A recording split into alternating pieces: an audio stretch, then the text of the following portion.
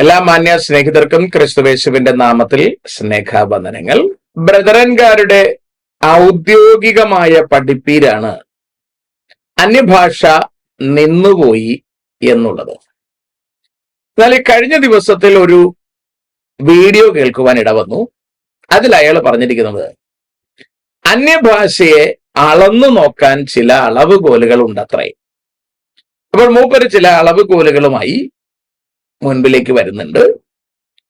അതിൽ നിന്നും അന്യഭാഷ ഇല്ല എന്നൊരർത്ഥത്തിലേക്ക് തന്നെയാണ് ആ ബ്രദർ വന്നെത്താൻ ശ്രമിക്കുന്നത്. അദ്ദേഹത്തിന്റെ പേര് ഞാൻ പലയിടത്ത് പരതി നോക്കി, പക്ഷെ ലഭ്യമല്ല.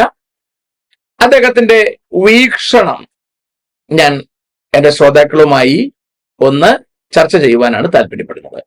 കഴിഞ്ഞ 2-3 ദിവസങ്ങൾക്ക് മുമ്പ് ഒരു വീഡിയോ ഒരാൾ എനിക്ക് അയച്ചു തന്നിരുന്നു. അതിനകത്ത് അന്യഭാഷ ഇല്ല എന്നത് സമർത്ഥിക്കുവാൻ വേണ്ടി ഒരു സുഹൃത്ത് നടത്തുന്ന പ്രഭാഷണം എനിക്ക് കേൾക്കുവാനിടയായി.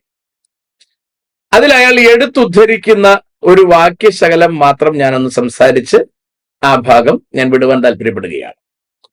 നമുക്കറിയാം, പൗലോസ് കൊരിന്ത്യർക്ക് ലേഖനം എഴുതുമ്പോൾ ഒന്നാം ലേഖനം 12, 13, 14 അധ്യായങ്ങളിലാണ് കൃപാവരങ്ങളെ കുറിച്ചൊരു ചെറിയ വിശദീകരണം കൊടുക്കുന്നത്. നമ്മൾ ആദ്യം അറിയണം, പൊതുവിലുള്ള മുഴുവൻ കൃപാവരങ്ങളെ കുറിച്ചുമുള്ളൊരു വിശദ വിവരമല്ല അവിടെ കൊടുക്കുന്നത്. അവിടെ സഭയിൽ കൃപാവരങ്ങളോട് ബന്ധപ്പെട്ട് ചില വിഷയങ്ങൾ ഉണ്ടായിരുന്നു. ആ വിഷയങ്ങളെ അഡ്രസ് ചെയ്യുകയായിരുന്നു പൗലോസ് ചെയ്തത്. ഇനി 12-ാം അധ്യായത്തിലേക്ക് വരാം. സഹോദരന്മാരെ, ആത്മീക വരങ്ങളെ കുറിച്ച് നിങ്ങൾ അറിവില്ലാതിരിക്കരുതെന്ന് ഞാൻ ആഗ്രഹിക്കുന്നു. പിന്നീട് വിശദീകരണമാണ്. 4-ാം വാക്യം മുതൽ പറയുന്നു, എന്നാൽ കൃപാവരങ്ങളിൽ വ്യത്യാസമുണ്ട്, ആത്മാവ് ഒന്നത്രേ. ശുശ്രൂഷകളിൽ വ്യത്യാസമുണ്ട്, കർത്താവ് ഒരുവൻ. വീര്യപ്രവർത്തികളിൽ വ്യത്യാസമുണ്ടെങ്കിലും എല്ലാവരിലും എല്ലാം പ്രവർത്തിക്കുന്ന ദൈവം ഒരുവൻ തന്നെ. അടുത്ത താഴേക്ക് വരുമ്പോൾ, എന്നാൽ ഓരോരുത്തരും ആത്മാവിന്റെ പ്രകാശനം പൊതുപ്രയോജനത്തിനായി നൽകപ്പെടുന്നു. ഒരുത്തന് ആത്മാവിനാൽ ജ്ഞാനത്തിന്റെ വചനവും മറ്റൊരുത്തന് അതേ ആത്മാവിനാൽ പരിജ്ഞാനത്തിന്റെ വചനവും നൽകപ്പെടുന്നു.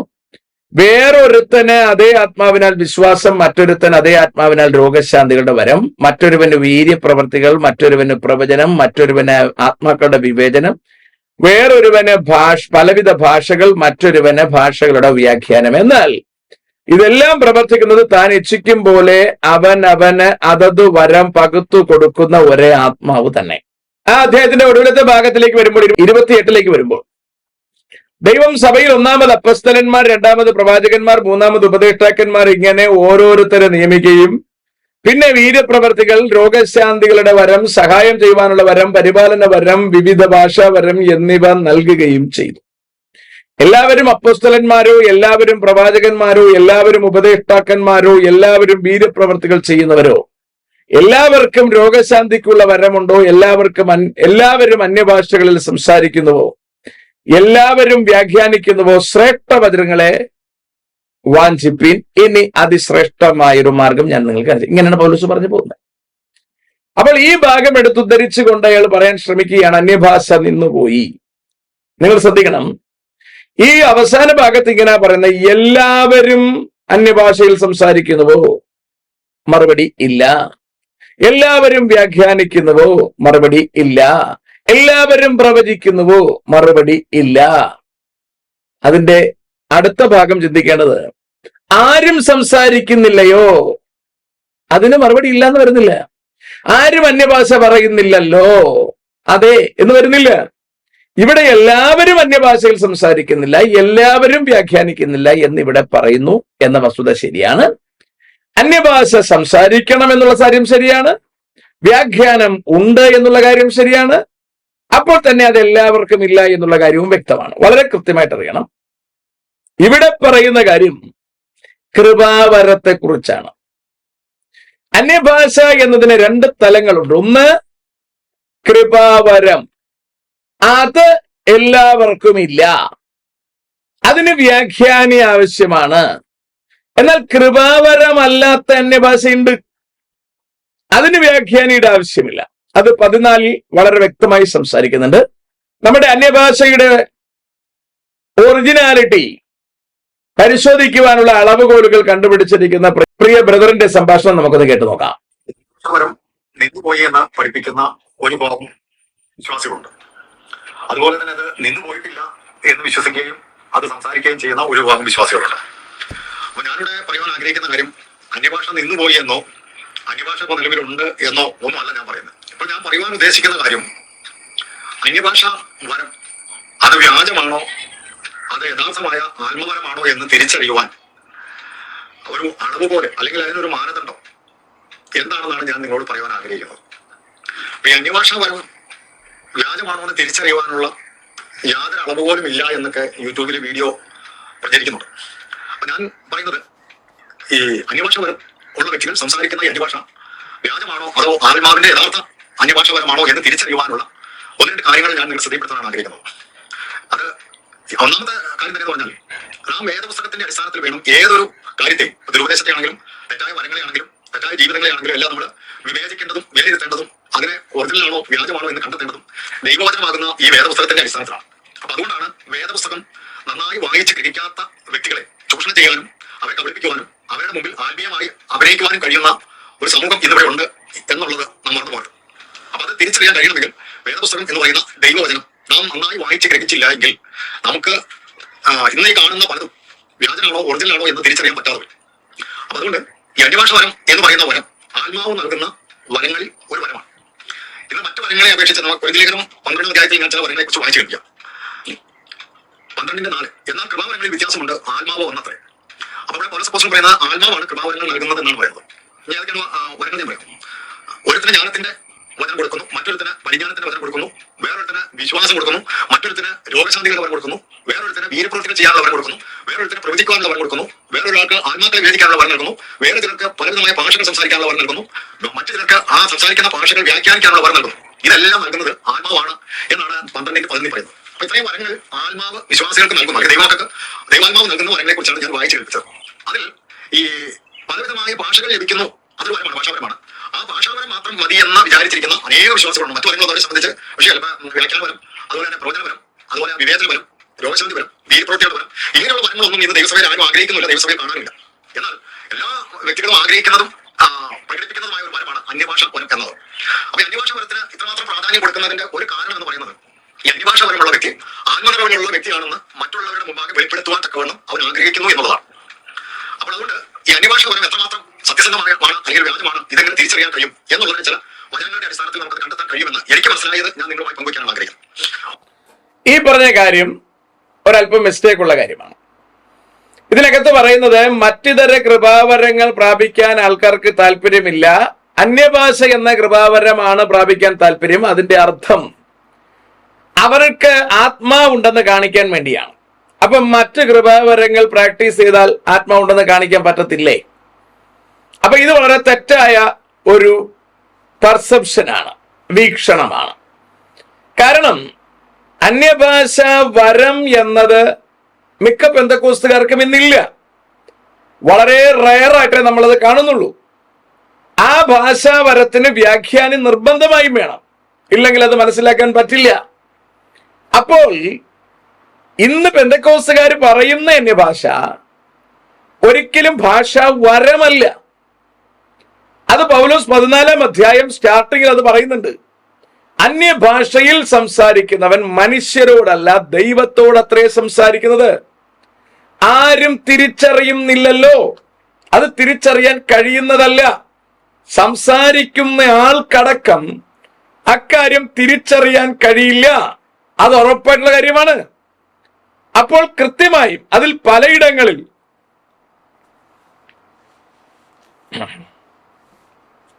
പൗലോസ് തന്നെ പറയുന്നുണ്ട്, ഞാൻ അന്യഭാഷയിൽ പ്രാർത്ഥിക്കുന്നുണ്ട്, ഞാൻ അന്യഭാഷയിൽ പ്രാർത്ഥിക്കുമ്പോൾ എൻ്റെ ആത്മാവ് അബലമായിരിക്കുന്നു. അപ്പോൾ ശരിക്കും ഞാൻ എന്താണ് പ്രാർത്ഥിക്കേണ്ടതെന്ന് ഞാൻ തന്നെ ആർട്ടിക്കുലേറ്റ് ചെയ്യാതെ പരിശുദ്ധാത്മാവ് പ്രാർത്ഥിക്കുന്ന ഒരു ഘട്ടത്തിലേക്ക് എത്തുമ്പോഴാണ് അന്യഭാഷ അവിടെ അപ്ലൈ ആകുന്നത്. അപ്പോൾ അത് കൃപാവരമായ അന്യഭാഷയല്ല, അത് പരിശുദ്ധാത്മാവ് എല്ലാവർക്കും നൽകുന്ന, അല്ലെങ്കിൽ എല്ലാവർക്കും കർത്താവുമായി സംസാരിക്കാൻ നൽകുന്ന ഒരു മീഡിയ തന്നെയാണ് അന്യഭാഷ എന്ന് പറയുന്നത്. അപ്പൊ പൗലോസ് കൃത്യമായി പറയുന്നു, ഞാൻ അന്യഭാഷയിൽ പ്രാർത്ഥിക്കും, കൃത്യമായും പറയുന്നു ആത്മാവുണ്ട്, അന്യഭാഷയുണ്ട്. 14:14 പറയുന്നു അന്യഭാഷയിൽ ഞാൻ പ്രാർത്ഥിക്കുന്നു. 14:19 പറയുന്നു കൂടുതൽ അന്യഭാഷയിൽ പറയുന്നതിനേക്കാൾ കുറച്ച് പഠിപ്പിക്കുവാൻ ഞാൻ ആഗ്രഹിക്കുന്നു. അതിന്റെ 26 പറയുന്നു അന്യഭാഷയുണ്ട്. 39 വാക്യത്തിൽ പറയുന്നു അന്യഭാഷ വിലക്കരുത്. ഏറ്റവും ഒടുവിലത്തെ വാക്യം പറയുന്നു സകലതും ക്രമമായും ഉചിതമായും നടക്കട്ടെ. എനിക്ക് ചോദിക്കാനുള്ളത്, ബ്രദറൻലി എന്താണ് ക്രമമായിട്ടോ ഉചിതമായിട്ടോ ഉള്ളത്?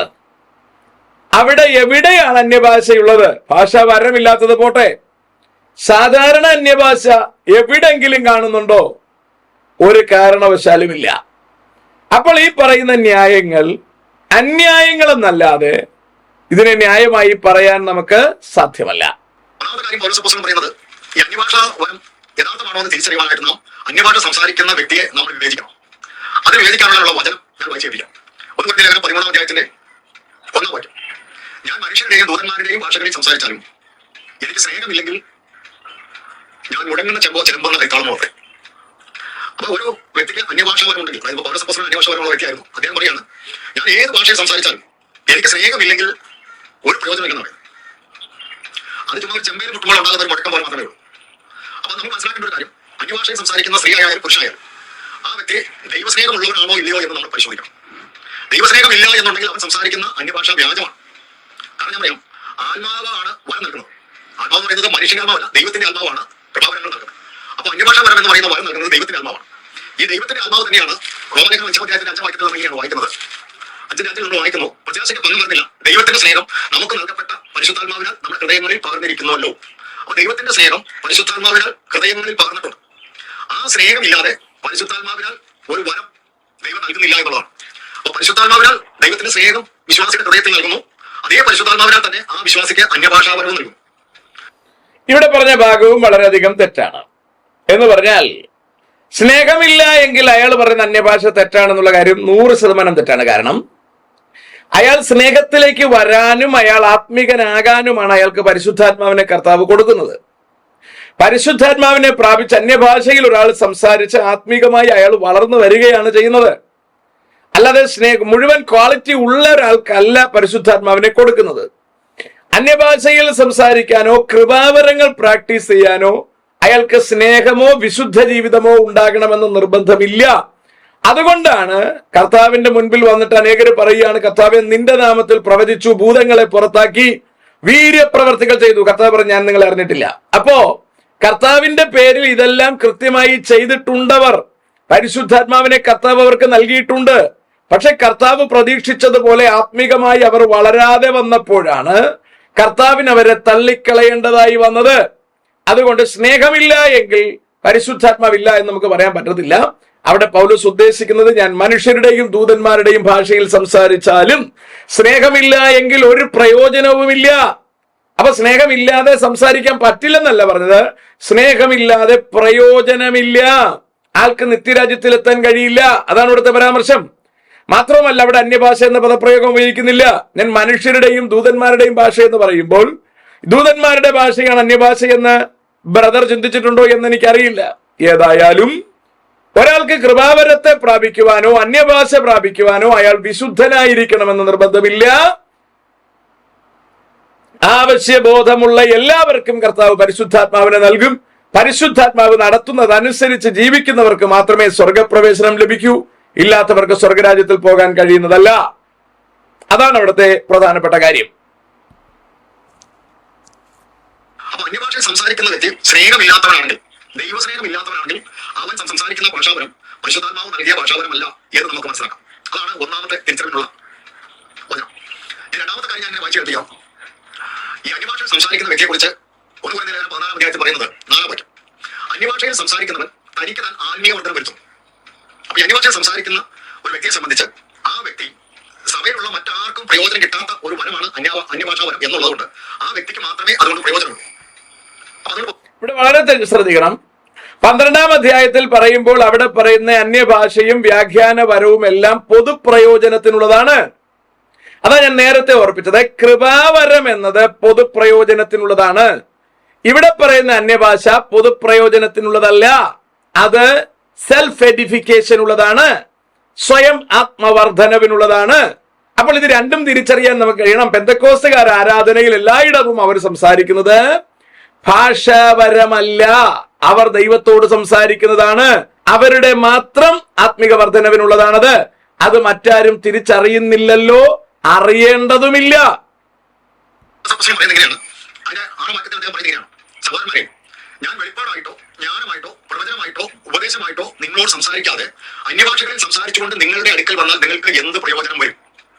അപ്പൊ അന്യഭാഷയിൽ സംസാരിക്കുന്നവൻ മറ്റുള്ളവർക്ക് പ്രയോജനമില്ലാത്ത ഒരു വരമാണ് അന്യഭാഷാ വരം എന്നുള്ള കാര്യം ആ വ്യക്തി തിരിച്ചറിയുക എന്നുള്ളതാണ്.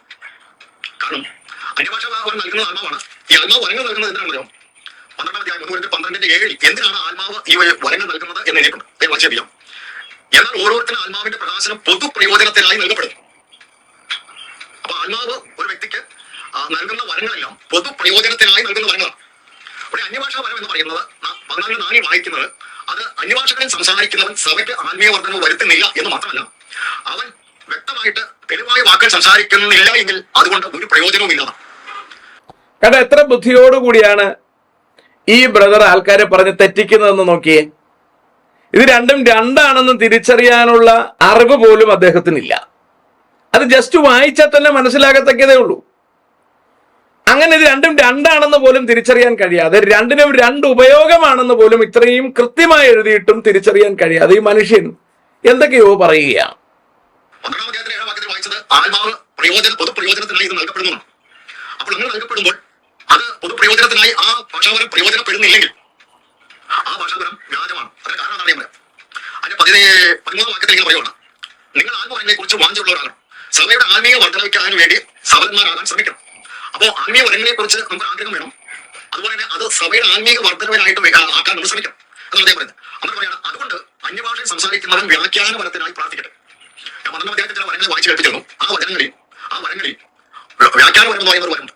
വിവേചനവരം, പ്രവചനവരം, വ്യാഖ്യാനവരം, ഭാഷാവരം, ഇങ്ങനെ വരങ്ങൾ ഞാൻ വായിച്ചു കേൾപ്പിച്ചു. അതിൽ വ്യാഖ്യാനവരം എന്ന് പറയുന്ന ഒരു വരമുണ്ട്. അപ്പോൾ ഈ വ്യാഖ്യാനവരം എന്ന് പറയുന്ന വരം ഇന്ന് ഇല്ല എന്നുള്ളതാണ്. അപ്പോൾ അന്യഭാഷാ വരം ഇന്ന് നിലവിലുണ്ട് എന്ന് പറയുകയും പഠിപ്പിക്കുകയും അങ്ങനെ പറയുകയും ചെയ്യുമ്പോൾ നമ്മൾ മനസ്സിലാക്കുന്ന ഒരു കാര്യമുണ്ട്. അന്യഭാഷാ വരം ഉള്ളവൻ വ്യാഖ്യാന വരം പ്രാപിക്കാനായിട്ട് പ്രാർത്ഥിക്കണമെന്നാണ് പൗലോസ് പറയുന്നത്. അങ്ങനെ അവൻ വ്യാഖ്യാന വരത്തിനായിട്ട് പ്രാർത്ഥിക്കുന്നില്ല, അഥവാ വ്യാഖ്യാന വരമുള്ള ഒരാൾ സഭയിലില്ല എങ്കിൽ അന്യഭാഷക്കാരൻ സഭയിൽ അന്യഭാഷയിൽ സംസാരിക്കരുത് എന്നാണ് പറയുന്നത്. ഞാൻ പറയുന്നതല്ല, പൗലോസ് പറയുന്നത്. ഞാൻ വായിക്കാം. 14-ാം അധ്യായത്തിന്റെ 26-27 വാക്യങ്ങൾ വായിക്കണം. അവിടേക്ക് നമ്മൾ വായിക്കാം. സഹോദരന്മാരെ, നിങ്ങൾ കൂടെ വരുമ്പോൾ ഓരോരുത്തരും സങ്കീർത്തനമുണ്ട്, ഉപദേശമുണ്ട്, വെളിപ്പാടുണ്ട്, അന്യഭാഷയുണ്ട്, വ്യാഖ്യാനമുണ്ട്, സകലവും ആത്മീയ വർദ്ധനവിനായി ഉതരട്ടെ. ഇവിടെ പറയുന്നത് സങ്കീർത്തനമുണ്ട്, ഉപദേശമുണ്ട്, വെളിപ്പാടുണ്ട്, അന്യഭാഷയുണ്ട്, വ്യാഖ്യാനമുണ്ട്. അപ്പൊ അന്യഭാഷ ഉള്ളിടത്തുണ്ട്, വ്യാഖ്യാനം ഉണ്ടായിരിക്കും. എന്നിട്ട് പൗലോസ് അപ്പോസ്തലൻ പറയാണ്, അന്യഭാഷയിൽ സംസാരിക്കുന്നെങ്കിൽ 2 പേരോ ഏറിയാൽ 3 പേരോ ആകട്ടെ, അത് ഓരോരുത്തരായി സംസാരിക്കാമല്ലോ. അങ്ങനെ ഓരോരുത്തരായി സംസാരിക്കുകയും ഒരു മനുഷ്യൻ അത് വ്യാഖ്യാനിക്കുകയും ചെയ്യണം. അപ്പൊ വ്യാഖ്യാനപരമുള്ള ഒരു വ്യക്തി സഭയിൽ ഉണ്ടായിരിക്കണം. അന്യഭാഷയിൽ സംസാരിക്കുന്ന വ്യക്തി ഒന്നില്ലെങ്കിൽ ആ സംസാരിക്കുന്ന വ്യക്തി തന്നെ വ്യാഖ്യാനപരം പ്രാർത്ഥിച്ച് പ്രാപിക്കണം, അതല്ലെങ്കിൽ അന്യഭാഷ വ്യാഖ്യാനിക്കുന്ന വ്യാഖ്യാനപരമുള്ള ഒരു വ്യക്തി സഭയിൽ ഉണ്ടായിരിക്കണം. അങ്ങനെ ഇല്ല എങ്കിൽ 28-ാം വാക്യത്തിൽ പറയാണ്, വ്യാഖ്യാനി ഇല്ല എങ്കിൽ അന്യഭാഷക്കാരൻ സഭയിൽ മിണ്ടാതെ. അപ്പൊ അന്യഭാഷ വ്യാഖ്യാനിക്കാൻ ആളില്ലാത്ത ഒരു സഭയിൽ അന്യഭാഷക്കാരൻ അന്യഭാഷ സംസാരിക്കാതെ അവൻ തന്നോടും തന്റെ ദൈവത്തോട് സംസാരിക്കട്ടെ എന്ന് പറഞ്ഞാൽ അതിനർത്ഥം പറയാം. അന്യഭാഷ സംസാരിച്ചാൽ പൊതു പ്രയോജനത്തിനായി അത് വ്യാഖ്യാനിക്കണം. അത് വ്യാഖ്യാനിക്കുന്നില്ലെങ്കിൽ സംസാരിക്കുന്നവർ മാത്രമേ പ്രയോജനമുള്ളൂ.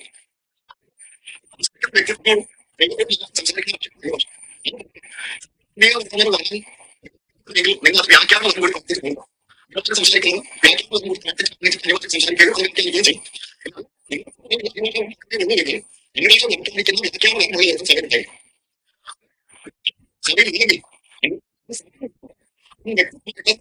ദൈവത്തോടും ദൈവത്തോട് സംസാരിക്കാമെന്നുള്ളത്. കാരണം വളരെ വ്യക്തമായിട്ട് കാര്യങ്ങൾ അവിടെ പറയുന്നുണ്ട്. അത് അദ്ദേഹം കൃത്യമായി മനസ്സിലാക്കുന്നില്ല എന്ന് മാത്രമേ ഉള്ളൂ. തുടക്കം പറഞ്ഞു വരുമ്പോൾ തന്നെ പറയുന്നത് അന്യഭാഷയിൽ സംസാരിക്കുന്നവൻ മനുഷ്യരോടല്ല ദൈവത്തോടത്രേ സംസാരിക്കുന്നത്, ആരും തിരിച്ചറിയുന്നില്ലല്ലോ. ഇവിടെ പറയുന്നത് വ്യാഖ്യാനി ആവശ്യമുള്ള കാര്യത്തെക്കുറിച്ചാണ്. അപ്പോൾ അത് നമ്മൾ ഇവിടെ എടുത്ത് മറിക്കേണ്ട കാര്യമില്ല. അപ്പോൾ ഇദ്ദേഹം പറഞ്ഞ ഒന്നാമത്തെ കാര്യം, അന്യഭാഷ അളന്നു നോക്കാനുള്ളത് ആ പറയുന്ന ആൾക്ക് സ്നേഹമില്ലെങ്കിൽ ഇല്ലെന്നാ. ആ സ്നേഹം എങ്ങനെ അളന്നു നോക്കും? അതിനെന്ത് അളവ് പോലെ കയ്യിലുള്ളത്? നടക്കാത്ത കഥയാണ്. 2, അന്യഭാഷക്കാരൻ വ്യാഖ്യാനി ഇല്ലെങ്കിൽ സഭയിൽ മിണ്ടരുത്, വീട്ടിലിരുന്ന് മിണ്ടോതെ പ്രാർത്ഥിച്ചോണം. ഇതാണ് അയാളുടെ ന്യായം. എന്തൊരു മണ്ടത്തരമാണ്. സഭയിൽ നമ്മൾ വരുന്നത് എന്തിനാ? സഭയിൽ വരുന്നത് മറ്റുള്ളവരോട് സംസാരിക്കാൻ വേണ്ടിയിട്ടല്ല. അത് സംസാരിക്കാൻ പ്രസംഗിയാർ അവിടെ ഉണ്ട്, അയാൾ പ്രസംഗിച്ചോളൂ. പ്രവാചകൻ ഉണ്ടെങ്കിൽ അല്ലെങ്കിൽ പ്രവചനം ഉണ്ടെങ്കിൽ അതവിടെ നടന്നോളൂ. അതുപോലെ തന്നെ കൃപാവരമാണ് ഈ പറഞ്ഞ കൃപാവരം. ആ കൃപാവരത്തിന് അതിൻ്റെതായിട്ടുള്ള സൗകര്യം ഉണ്ടെങ്കിൽ അവിടെ നടക്കും. അതർവൈസ് നമ്മളെല്ലാവരും ഈച്ച് ആൻഡ് എവ്രി പേഴ്സൺ സംസാരിക്കുന്നതും പ്രാർത്ഥിക്കുന്നതും എല്ലാം ദൈവത്തോട് തന്നെയല്ലേ. അപ്പോൾ അതിനെന്തുകൊണ്ട് നമുക്ക് പ്രാർത്ഥിച്ചുകൂടാ? അതിനെന്തുകൊണ്ട് നമുക്ക് അന്യഭാഷ ഉപയോഗിച്ചുകൂടാ? അതിനകത്ത് യാതൊരു തെറ്റുമില്ല. പിന്നെ ചില ആൾക്കാർ ഇപ്പൊ ചോദിക്കുന്ന ഒരു ചോദ്യമുണ്ട്, ഇന്നിപ്പോ കണ്ടുവരുന്ന അന്യഭാഷകൾ ഒറിജിനൽ ആണോ? കാരണം അന്യഭാഷ പറഞ്ഞുകൊണ്ട് നിൽക്കുന്നതിനിടയ്ക്ക് പുറകിലുള്ള ആൾക്കാരടുത്ത് ആംഗ്യം കാണിക്കുന്നു, പാട്ടുകാരടുത്ത് രണ്ടുപേരും കൂടെ പാടാൻ വേണ്ടി പറയുന്നു, പിന്നെ മൈക്ക് സിസ്റ്റം അഡ്ജസ്റ്റ് ചെയ്യാൻ പറയുന്നു, ഇതിന്റെ ഇടയ്ക്ക് അന്യഭാഷ പറഞ്ഞുകൊണ്ടിരിക്കുന്നു. ഇത് ശരിയാണോ? ഇത് 100% തെറ്റാണ്. ഇന്ന് പെന്തക്കോസ്തിനിടയിൽ പറഞ്ഞു വരുന്ന നല്ലൊരു ശതമാനം അന്യഭാഷ വ്യാജമാണ് എന്നതിന് സംശയമൊന്നും വേണ്ട. അത് മറ്റുള്ളവർ തലമുറയായി പറഞ്ഞു വരുന്നത് കേട്ട് പറഞ്ഞു പോകുന്നത് തന്നെയാണ് എന്നതിന് സംശയമൊന്നും വേണ്ട. പരിശുദ്ധാത്മാവിനെ ഒറിജിനലായി പ്രാപിച്ച ആൾക്കാരും ഇന്ന് പെന്തക്കോസ്തിനകത്ത് കുറവാണ്. ഒറിജിനലായി പരിശുദ്ധാത്മാവിനെ കർത്താവിൽ നിന്ന് പ്രാപിച്ചു കഴിഞ്ഞാൽ നിശ്ചയമായിട്ടും അന്യഭാഷ അതിനകത്തുണ്ട്. അവർ അന്യഭാഷയിൽ ദൈവത്തിന് സ്തോത്രം ചെയ്യുമെന്നതിന് സംശയം വേണ്ട. അവർ ആത്മനിറവിൽ പ്രാർത്ഥിക്കുമെന്നതിനും സംശയം വേണ്ട. അതുകൊണ്ട് അന്യഭാഷ ഉള്ളതാണ്, അന്യഭാഷയിലെ പ്രാർത്ഥനയുള്ളതാണ്, അന്യഭാഷയും വ്യാഖ്യാനവും ഉള്ളതാണ്. അന്യഭാഷ വരവും വ്യാഖ്യാന വരവും വരങ്ങളിൽപ്പെട്ടതാണ്. അന്യഭാഷയിൽ ദൈവത്തോട് സംസാരിക്കുന്നത് വരങ്ങളിൽപ്പെട്ടതല്ല. അതുകൊണ്ട് കാര്യങ്ങളെ വളരെ കൃത്യമായി മനസ്സിലാക്കണം. ഇതൊന്നും നിലച്ചിട്ടില്ല, ഇവകൾ ഇപ്പോഴുമുണ്ട്. മൽക്കോസിന്റെ മളികമുറിയിൽ കൂടിയിരുന്ന എല്ലാവരുടെ മേലും പരിശുദ്ധാത്മാവ് വന്നു. എല്ലാവരും അന്യഭാഷയിൽ സംസാരിച്ചു. അന്നത്തെ അന്യഭാഷയുടെ ഒരു പ്രത്യേകത കൂടി വന്നവർക്ക് മനസ്സിലാക്കാൻ കഴിയുമായിരുന്നു. പിന്നീട് ഒരു ഘട്ടത്തിലും നമ്മൾ അത്തരത്തിലൊരു അന്യഭാഷയെ കാണുന്നില്ല. അത് കഴിഞ്ഞ് നമ്മൾ കാണുന്നത് കൃപാവരത്തോടു കൂടി അന്യഭാഷയാണ്, അല്ലെങ്കിൽ കൃപാവരമായ അന്യഭാഷയാണ്. അതിൽ അന്യഭാഷ പറയുന്നത് ഒരാളാണ്, വ്യാഖ്യാനിക്കുന്നത് മറ്റൊരാളാണ്. അപ്പോൾ തന്നെ അന്യഭാഷ എല്ലാവർക്കും, പരിശുദ്ധാത്മാവ് പ്രാപിച്ച എല്ലാവരും അന്യഭാഷയിൽ സംസാരിച്ചു എന്ന് നമ്മൾ പ്രവർത്തിക്കുന്ന പുസ്തകത്തിൽ അവിടെയായി കാണുന്നു. അതുകൊണ്ട് പരിശുദ്ധാത്മാവിനെ പ്രാപിച്ച എല്ലാവരും പുതുഭാഷകളിൽ സംസാരിച്ച്, അന്യഭാഷകളിൽ സംസാരിച്ച് ദൈവവുമായി അവർ ഇടപെട്ടിരുന്നു എന്നുള്ളത് വളരെ വ്യക്തമായ കാര്യമാണ്. അതുകൊണ്ട് അവകൾ കൃത്യമായി മനസ്സിലാക്കണം. അങ്ങനൊരു ഭാഷാവരമുണ്ട്, അങ്ങനൊരു ദൈവപ്രവൃത്തി ഉണ്ട്. അന്യഭാഷയിൽ സംസാരിക്കുന്നവൻ തനിക്ക് താൻ ആത്മിക വർധന വരുത്തുന്നു. അത് സഭയ്ക്ക് വേണ്ടിയിട്ടുള്ളതല്ല, സഭയ്ക്ക് വേണ്ടിയിട്ടുള്ളത് കൃപാവരമാണ്. ഇതിനെ കൃത്യമായി തിരിച്ചറിഞ്ഞ് പരിശുദ്ധാത്മാവിനെ പ്രാപിച്ച് കർത്താവുമായി സംസാരിക്കുന്ന അന്യഭാഷ നിശ്ചയമായും പ്രാപിച്ച് ആത്മനിറവിൽ കർത്താവിനെ ആരാധിക്കുവാൻ നമുക്ക് എല്ലാവർക്കും കഴിയട്ടെ. അതുവഴി ആത്മാവിൽ പ്രാർത്ഥിക്കാൻ നമുക്ക് കഴിയട്ടെ. ആത്മിക വർധനവുണ്ടാക്കുവാൻ നമുക്ക് കഴിയട്ടെ. കർത്താവ് അനുവദിച്ചാൽ മറ്റുള്ളവരുടെ ആത്മിക വർധനവിന് വേണ്ടി കർത്താവിന്റെ കൃപാവരങ്ങൾ എല്ലാം നമ്മളിലൂടെ പ്രവർത്തിക്കട്ടെ. അത് ശബ്ദമായും ഉചിതമായും പ്രവർത്തിക്കുവാൻ നമുക്ക് കഴിയട്ടെ. എല്ലാം നമ്മുടെ ആത്മിക വർധനവിനും സഭയുടെ ആത്മിക വർധനവിനും അതുവഴി കർത്താവിന്റെ ശരീരമാകുന്ന സഭയുടെ ഉണർവിനും ഉത്തേജനത്തിനും കാരണമാകട്ടെ. അതിനായി നമുക്ക് നമ്മളെ തന്നെ സമർപ്പിക്കാം. ആരും നമ്മെ ചതിക്കാതിരിക്കട്ടെ. May God bless everybody.